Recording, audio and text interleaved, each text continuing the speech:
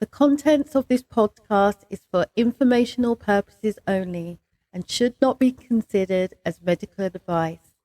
If you have a specific health concern or condition, please consult a qualified healthcare professional. For more details, check out herguru.uk/disclaimers. Welcome, gorgeous girls. It's another episode of the ABGW podcast. Amazing, brilliant, gorgeous, wonderful. I'm Cheryl. And if life has been throwing you a few curveballs lately, whether it's work stress, juggling the kids, or just another annoying driver who cut you off this morning, this episode is for you.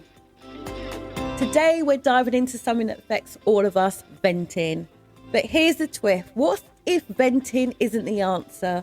What if you could turn that frustration into something powerful? The thing is, in this episode, I'll be sharing some practical tips to help you breathe through the chaos. So grab that cup of tea or coffee and let's get to it.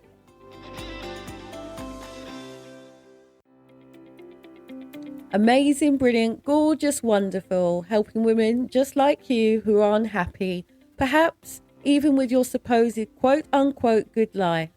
This is a mum and daughter duo, and we're not pulling any punches as we explore trauma recovery and ideas for building resilience so that you're working smarter and definitely not harder to create a transformational life, a life you love more often than not. Preventing unpleasant feelings. Okay, so let's start with preventing those unpleasant feelings from taking over in the first place. Okay, yes, I know it's easier said than done, but just bear with me here, okay? Let's do first things first. Let's take a deep breath. Yes, seriously, right now, wherever you are, if it's safe to do so, close your eyes, take a long, deep, slow breath, and exhale slowly. And as you do that, feel that tension starting to melt away from your shoulders and your neck as you let go of whatever's been stressing you today. And can you imagine waking up one morning and realizing you've actually scheduled me time into your day? It might seem like a dream, but it's totally possible. Okay, come back to me. So I want you to imagine you're driving home and the car suddenly cuts you out. You know, you're like, your heart's skipping a beat and you can feel the anger flaring up in you. And, you know, in that moment, you pause and you focus on your breath. And you let the tension release with an exhale. And instead of reacting, you're now going to respond calmly and with clarity. Now, I know what you're thinking. Cheryl, you're nuts. But no, why is this important? The thing is, we are so lucky as human beings, right? Because we've been equipped with these natural things. And deep breathing is one of them. Deep breathing calms your nervous system, it reduces stress, and it improves your focus. It's one of the reasons why we use deep breathing relaxations as one of the inducements into hypnotherapy, because we all know how to do it instinctively, to breathe deeply. And you can take a deep breath, can you not? It's one of the easiest and most powerful ways you have in your armory to reset your day. And as the saying goes, breath is the bridge that connects your life to your consciousness, which unites your body with your thoughts. And that is so true, because when we breathe consciously, we give ourselves the gift of calmness and presence.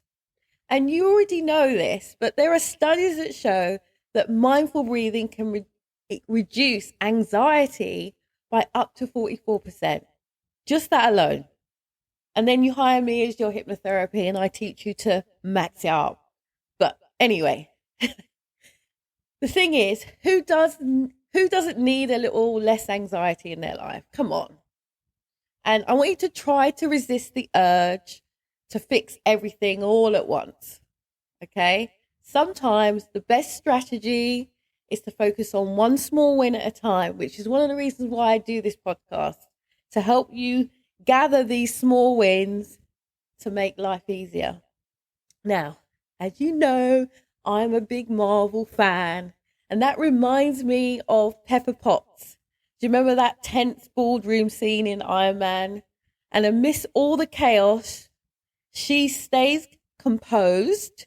She stays calm. You can see her breathing more deeply as she focuses on the task at hand, which is to get that stuff off the hard drive and get it to Tony. Do you remember that bit? You know, where Obadiah Staines is like trying to get her to, dob Tony in. Anyway, to me, breathing helps you stay composed.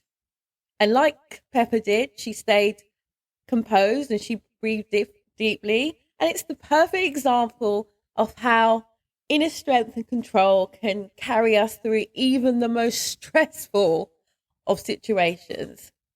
So how can you integrate this into your daily life? Now, there are loads of breathing apps. There's Calm, there's Headspace. I use 4x4 breathing technique. But next time you're feeling stressed, I want you to take 5 minutes. I know, 5 minutes out of your day. How could you possibly allow yourself 5 minutes? But just for me, just allow yourself 5 minutes to focus on your breath.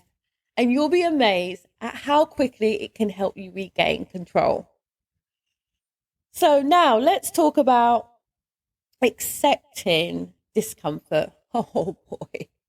Yes, life is full of surprises. Yes, Cheryl, you're okay. I'm not very good with surprises. But yes, some surprises can be pleasant as well.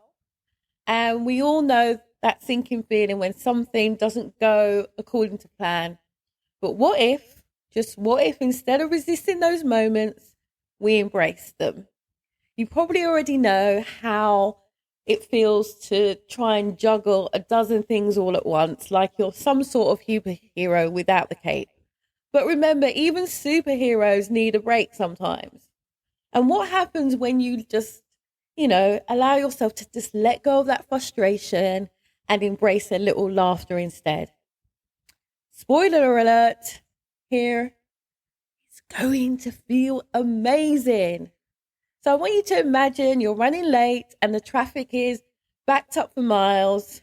You can see the start way off in the distance on the M25.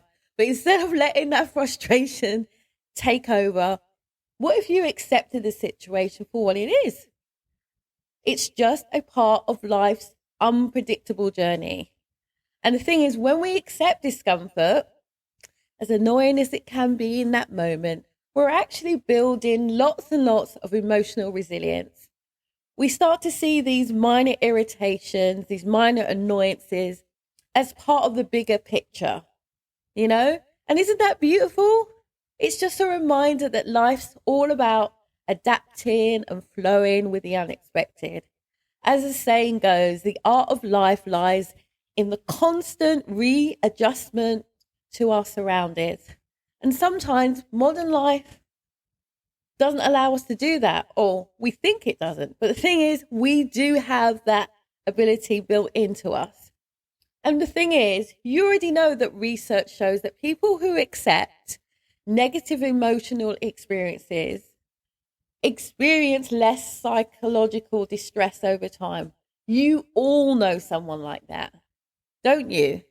It's a powerful shift that one can make that makes such a huge difference to how we experience life. Now, I'm going to talk about one of my favorite films, Peaceful Warrior, where the protagonist learns to embrace pain and uncertainty as part of his growth. And to me, if you haven't seen the film, it's a perfect example of how accepting life's challenges can lead to profound personal transformation. And here's a fun way to practice this. I want you to create a discomfort challenge jar. Write down small tasks that push you out of your comfort zone, like trying a new food or taking a different route home. Whenever you're feeling brave, draw one of these out and give it a go. To me, it's a playful way to build resistance. You can do it with your kids and and the best thing, it helps you, both you and your kids, to embrace life's unpredictability.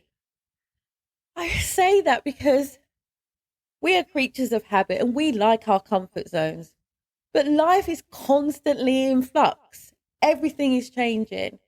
As Heraclitus says, you never step in the same river twice. So let's find playful ways to build resilience and get used to life's unpredictability and the unpredictability of nature around us to help us be more emotionally in charge of ourselves. Okay, so moving on, let's talk about how we can prevent unpleasant feelings, bubbling up with us. And that, to me, that goes to the point of the importance of self-care. Yes, I know. It's a bit of a buzzword these days, but it's essential, especially for us, because we're busy mums, we're busy professionals, we've got life to be living.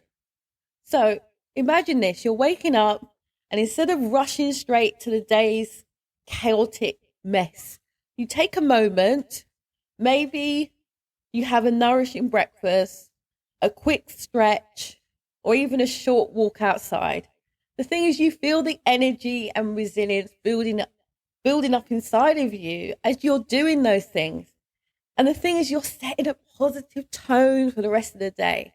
And sooner or later, you'll find that embracing the unexpected can be more fun than stressful.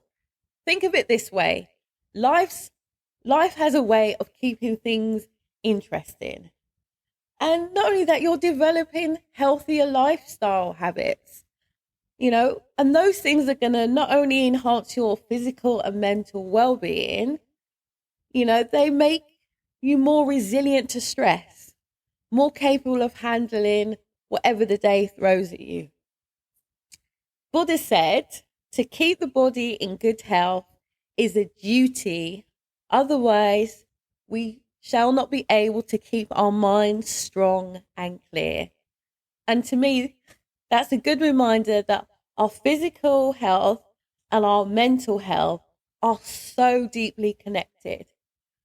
I know for a fact, because I'm like everybody else. Sometimes I wake up and I'm so focused on what I have to do in the day. And, a few months ago, I started a new fitness regime. And, I started off really well because I was planning that time in my diary.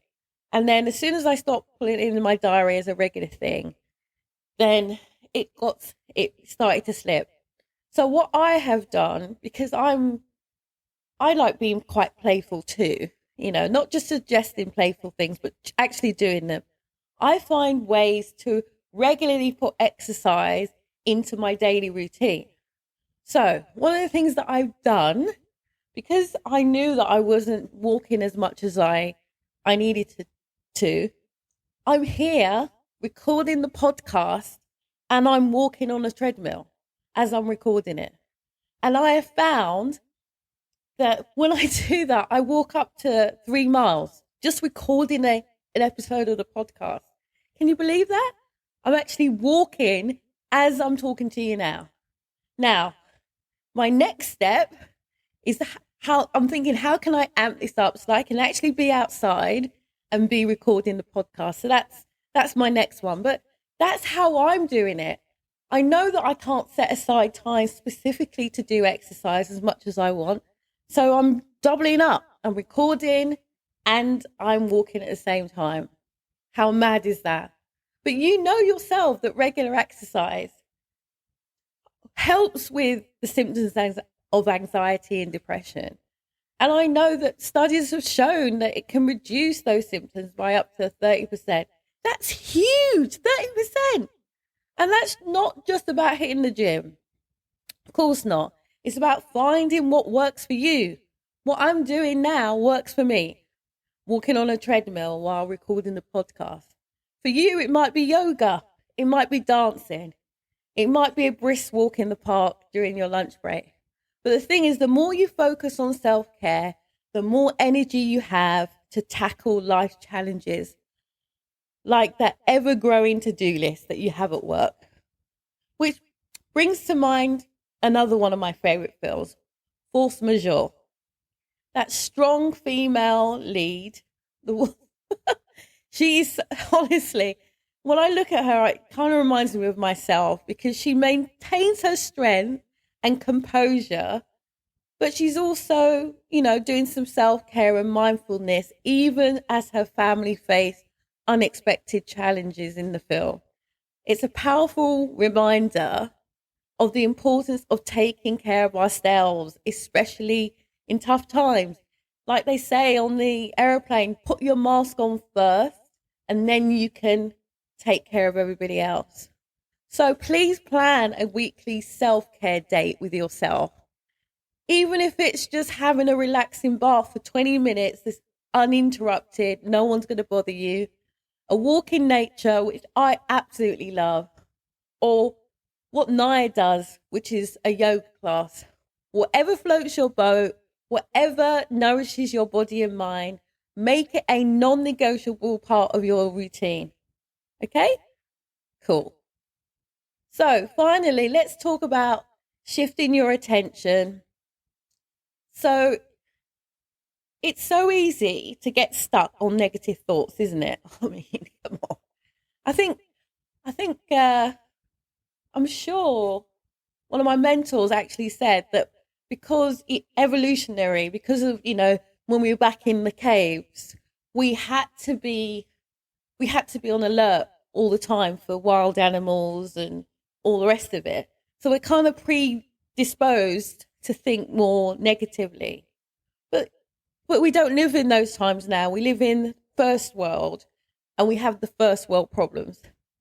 So maybe it's you're replaying last night's argument with your kid in your mind, or maybe you're worrying like we are having, issues with the cost of living, and you're worrying about, the prices and all the bills coming in next month. And well, what you could do is redirect that focus into something lighter, something that's going to lift your spirits instead of dragging you down.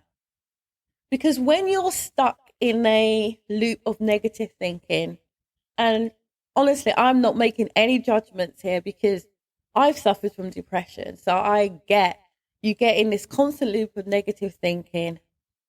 Why don't you think of it this way? Trying to shift your attention to something more uplifting. Picture yourself laughing at those funny TikTok videos or YouTube videos, or setting a coffee date with a friend. That's one of the ways that I pick myself up. I'm a date girl, I'm a lady who lunches, for want of a better term. So that's one